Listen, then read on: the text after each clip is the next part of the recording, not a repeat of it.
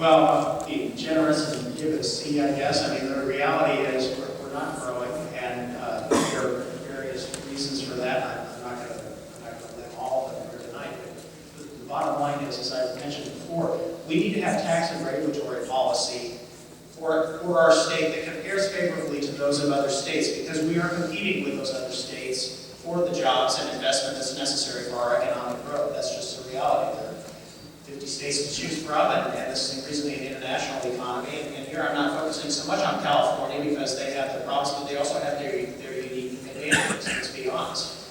Arizona has unique advantages too. This is a beautiful state. This is one of the great places on earth in which to live. I mean, it truly is. That's why my wife and I moved here 23 years ago.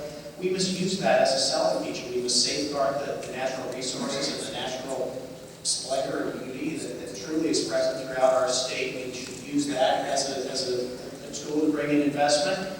And I'll just mention as a postscript, but it is important, and it's a subtext to what I say, in part because others, frankly, maybe don't have the guts to say this, but it's the truth. We have to deal with our border situation because it is not conducive to economic investment in this state to have a bleeding border that is full of chaos, that is full of drug and human trafficking.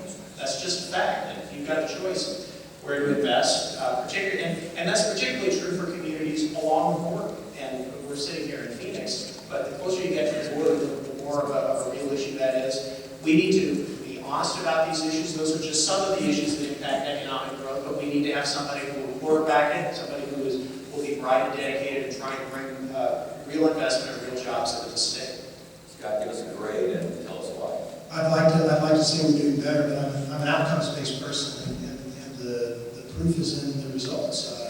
We lost over 300,000 jobs. We covered just barely half of those, and that's the good news. The worst news is that those jobs are basically unemployment jobs. I don't think anyone in this state can or should be happy.